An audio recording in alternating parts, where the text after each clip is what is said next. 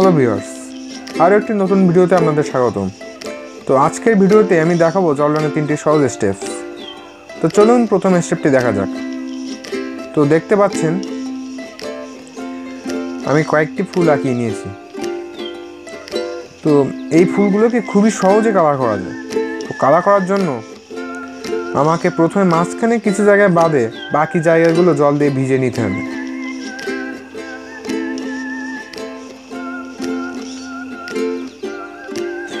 তারপর রেড কালারটা একটু গাঢ়ভাবে মিশিয়ে মাঝখানের ওই গোলাকার অংশটি চারপাশ দিয়ে শুধু রঙটা ছেড়ে দিবেন।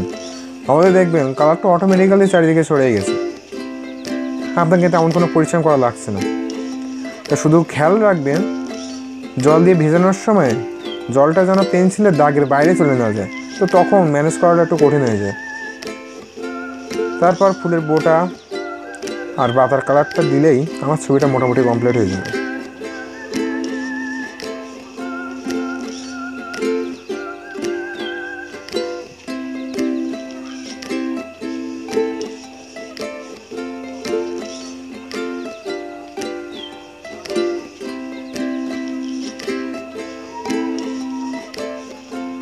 তো ছবিটা আমার মোটামুটি কমপ্লিট।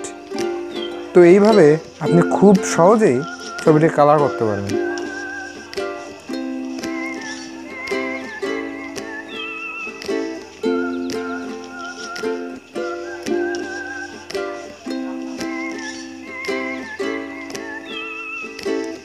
তো এবার দেখা যায় স্টেপ 2।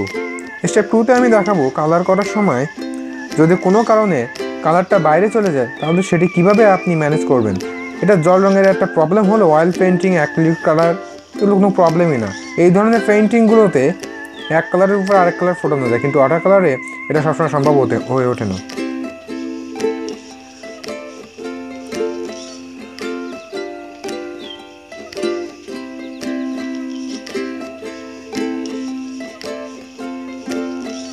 তো আমি ঘরের এই জায়গাটা রঙটা ইচ্ছা করে বাইরে দিয়ে দিয়েছি।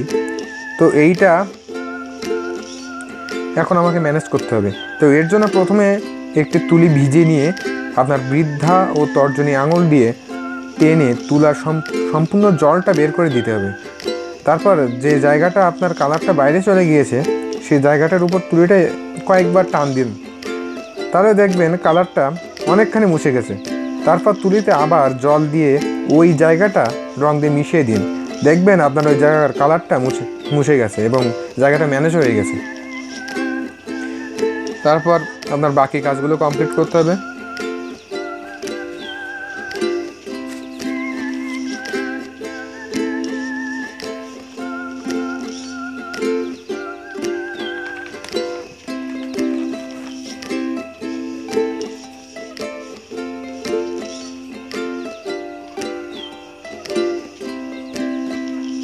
তো ট্রিকটা দেখে সাধারণ লাগলেও এটা কিন্তু একটা খুবই ইফেক্টিভ একটা ট্রিক।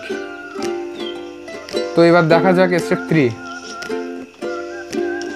তো এই স্টেপে জল রঙের একটি ইউনিক এবং সহজ স্টাইল লাগবে। এটা ওয়াটার কালারের বিগিনারদের জন্য খুবই ইফেক্টিভ একটা স্টাইল। তো এই পদ্ধতিতে আমি প্রথমে সম্পূর্ণ কাগজটি জল দিয়ে ভিজিয়ে নেব, তারপর রঙগুলো জাস্ট ছেড়ে দিন, আপনার কাজ অটোমেটিক্যালি অর্ধেক কমপ্লিট হয়ে যাবে।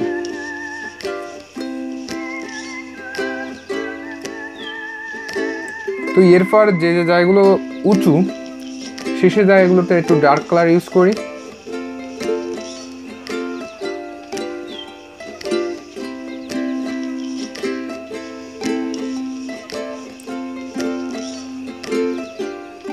তো গাছে দেখুন আমি শুধু জাস্ট রংটা ছেড়ে দিচ্ছি, বেশি কিছু কাজ করছি না।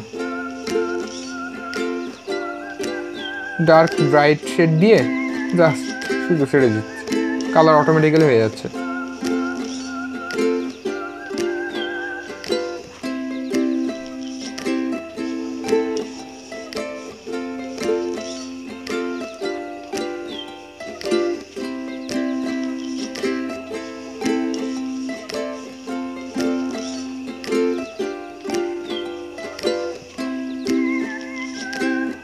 তো আমার ছবির সেই ডার্কনেসটা কিন্তু ফিরে আসছে। তো এবার কিছুক্ষণ একটু ওয়েট করুন, নাহলে কন্ট্রোল করার একটু সমস্যা হয়ে যায় পরে। তো এবার গাছের গুঁড়ির কাজটা করি।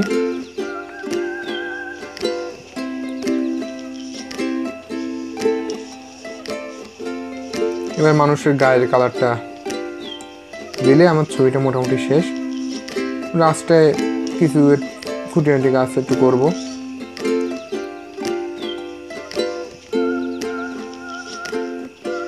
নিচে গাছের ছায়াটা দিই।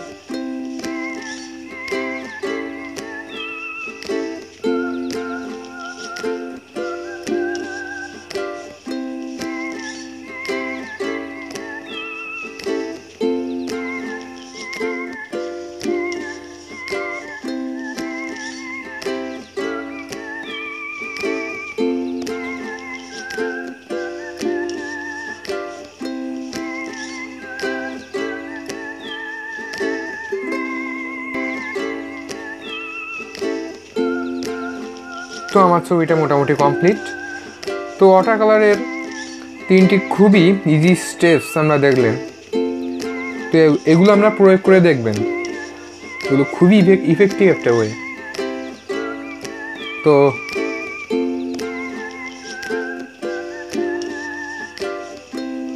দেখা হবে পরবর্তী কোনো ভিডিওতে।